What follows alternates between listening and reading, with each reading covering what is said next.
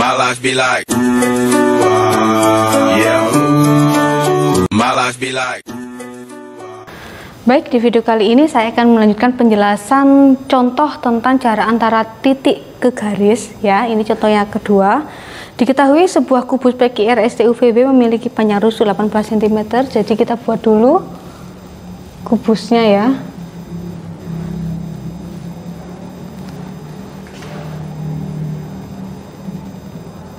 Nah, seperti ini PQ RS T U V W ya. Panjang rusuknya 18 cm, semuanya 18.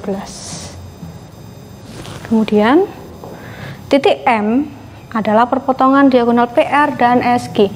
PR dan SG kita hubungkan dulu. Nah, seperti ini. Ya, ini adalah titik M. Oke. Pertanyaannya yang A dulu. Kalian diminta untuk menentukan jarak antara titik W menuju ke PR. Ini W, PR-nya mana? PR-nya ini ya. Oke. PR adalah diagonal sisinya. Sehingga bisa kita tarik garis dari titik W menuju ke PR. Nah, seperti ini. Set. Nah, ternyata di tengah-tengahnya pas ya. Kenapa saya bilang di tengah-tengahnya pas? Karena ini seandainya P dengan W saya hubungkan, W dengan R juga saya hubungkan. Oke, sebentar, saya tebeli dengan spidol merah.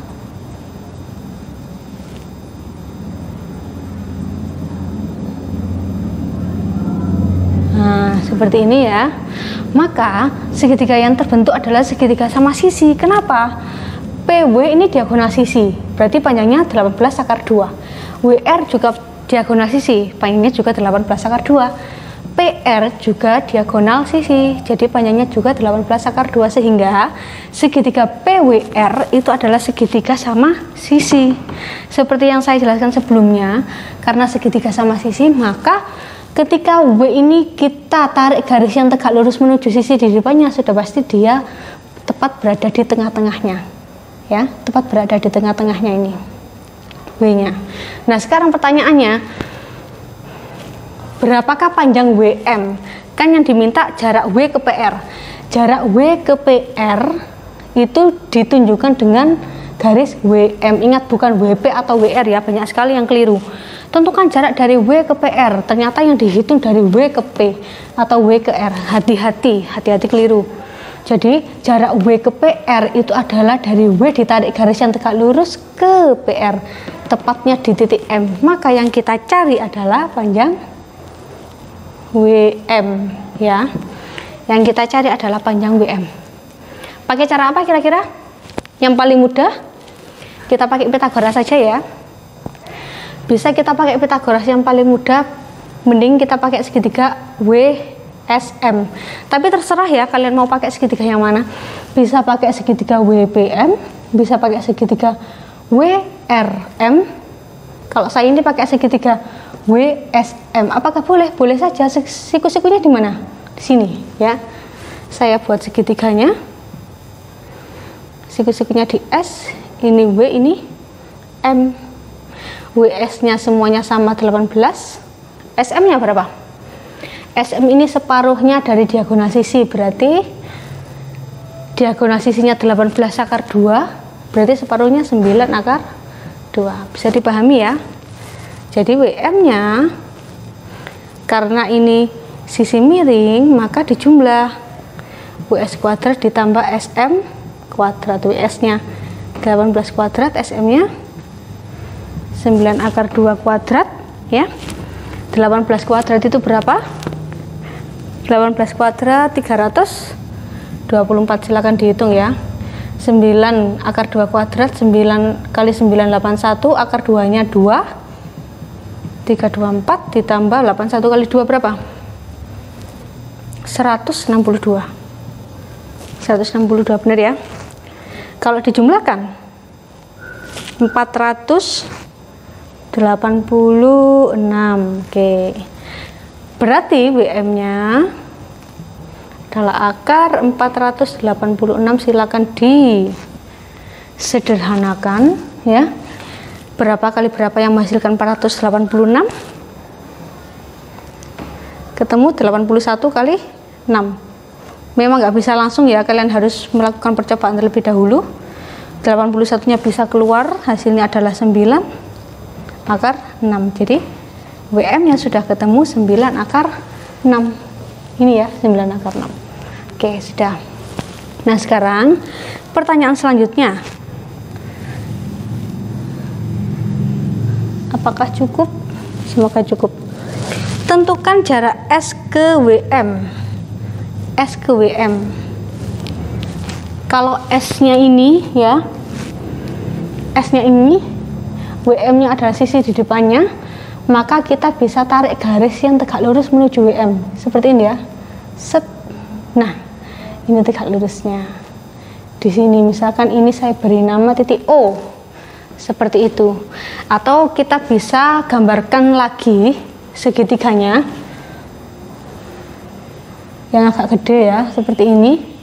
Jarak dari titik S ke WM. S-nya ini tegak lurus ya. S ke WM. Nah, ini tegak lurusnya, ini titik O. Pertanyaannya, apakah pasti titik O ini berada di tengah-tengahnya WM? Belum tentu. Dia berada di tengah-tengahnya WM jika apa?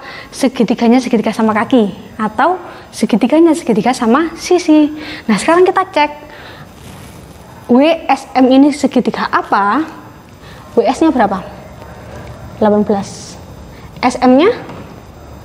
SM-nya berapa? Ini 18 akar 2.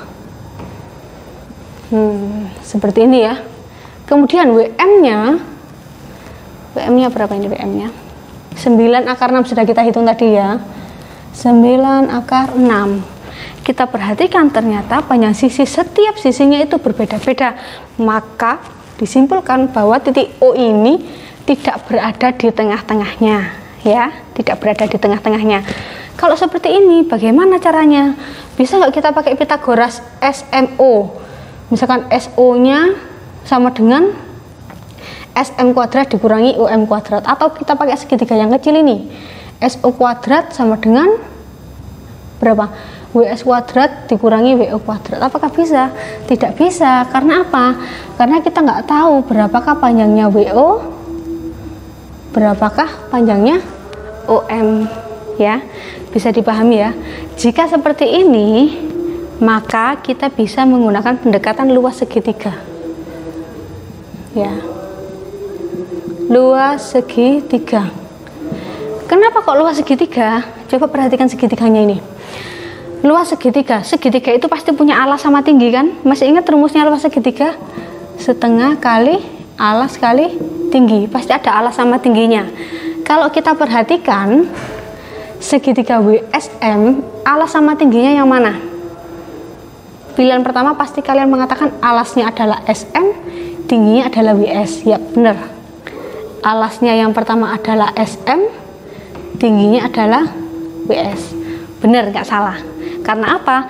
Karena pasangan alas dan tinggi pada segitiga itu adalah pasangan dua sisi yang saling tegak lurus. Yang saling tegak lurus ya. WS-nya tegak lurus dengan SM, maka bisa dikatakan dua sisi ini pasangan alas dan tinggi. Tapi ada lagi. Ternyata kita menemukan SO ini tegak lurus dengan WM. Bisa dilihat ya. SO-nya tegak lurus dengan WM. Maka bisa kita katakan bahwa kalau kita memakai alasnya adalah WM, maka tingginya adalah SO. Bisa dipahami ya. Kalau segitiganya bentuknya seperti ini misalkan PQRS. Nah, tingginya pasti kalian mengatakan RS, alasnya PQ, sama seperti ini. Sama halnya seperti ini ya. Alasnya saya katakan WM, tingginya adalah SO. Bisa dipahami ya. Sehingga dari sini kita bisa mencari panjangnya SO menggunakan luas segitiga. Luas segitiga yang pertama sama dengan luas segitiga yang kedua, kita sama dengan kan.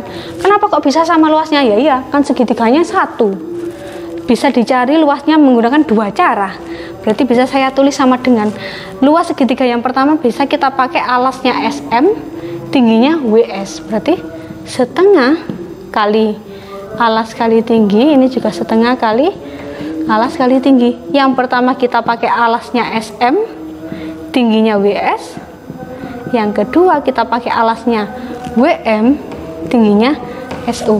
Yang kita cari yang mana sih? Kan jarak dari titik S ke WM ya, S ke WM, berarti yang kita cari kan SO. Inilah yang kita cari ini nanti. Kita hitung sekarang. Di ruas kiri ada setengah, ruas kanan ada setengah. Habis ya. Habis dibagi, SM-nya berapa? 18/2. WS-nya 18. WM-nya 9/6. SO-nya, nah kita cari ya. Berarti SO-nya sama dengan 18/2 kali 18 per 9/6. 18 bagi 9, 2. Gini ya. 18 kali 2, 36. Jadi 36/2 per akar 6. Kalau ada akar di bawah berarti kita rasionalkan. Dikali akar 6 kali akar 6. Jadinya gimana? Saya tuliskan di sini ya. SO sama dengan akar 2 kali akar 6, 6 kali 2, 12. Akar 6 kali akar 6, 6. Habis ya, 6. Jadi 6 akar 12. Akar 12 itu bisa disederhanakan lagi. Kalau bisa sederhanakan lagi. Akar 12 itu 4 kali 3. 4 kali 3 berarti 2 akar 3 ya. Jadi 6 kali 2 akar 3. Jawabannya adalah 12 akar 3. Seperti ini. Jadi sudah ketemu jawabannya. Jarak titik S ya menuju ke WM, S menuju ke WM adalah 12 akar 3. Menggunakan cara apa? Menggunakan cara pendekatan luas segitiga. Jadi luas segitiganya kita pakai. Bisa dicari dengan dua cara, alas dan tinggi. Ini alas dan tinggi. Ya, seperti itu ya. Ingat pokoknya pasangan alas dan tinggi pada segitiga itu, alas dan tinggi adalah pasangan sisi yang saling tegak lurus. Tegak lurus. Atau seperti ini tadi, satu sisinya alas, satu sisinya kita pakai bantuan tingginya ya. Tinggi pada segitiga. Pokoknya saling tegak lurus ya. Terima kasih. Kita lanjut ke materi selanjutnya.